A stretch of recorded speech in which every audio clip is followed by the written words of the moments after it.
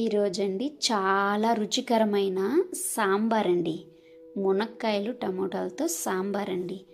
ఇది రాయలసీమ బార్డర్ అయిన కర్ణాటకలో చేసే విధానం అండి. సాంబారు ఒక్కసారి చూడండి, చాలా రుచిగా ఉంటుంది. సాంబార్దా ఇరకండి.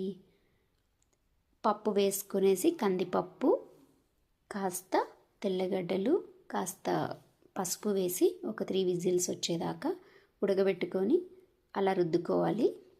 ఇప్పుడు పోపు వేసుకోవడమే. ఆయిల్ వేసుకొని ఆవాలు, జీలకర్ర, కరివేపాకు, ఎర్రగడ్డలు వేసుకొని ఫ్రై చేసుకోవాలి. టమోటా అండి, పెద్ద సైజు ఒక టమోటా సైజుని కట్ చేసుకొని వేసుకున్నాక కాస్త టమోటాలు మెత్తబడాక ఇప్పుడు మునక్కాడలు వేసుకోవాలండి.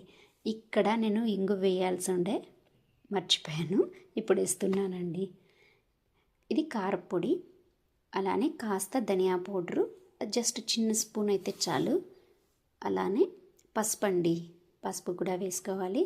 సాంబార్ పొడి ఇది మా ఇంట్లో చేస్తున్నారు, ఇప్పుడు అయిపోయింది, అందుకని నేను మద్రాస్ సాంబార్ మసాలా పౌడర్ తెచ్చుకున్నాను. ఇది ఇన్స్టెంట్గా.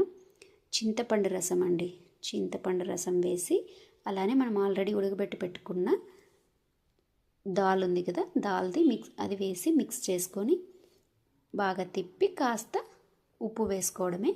ఒక 1 విజిల్ పెట్టించేసి కాస్త ధనియా ఆకు వేసుకొని తిప్పుకోవడమే అండి. చాలా ఈజీ, చాలా టేస్టీగా కూడా ఉంటుంది. Please subscribe my channel.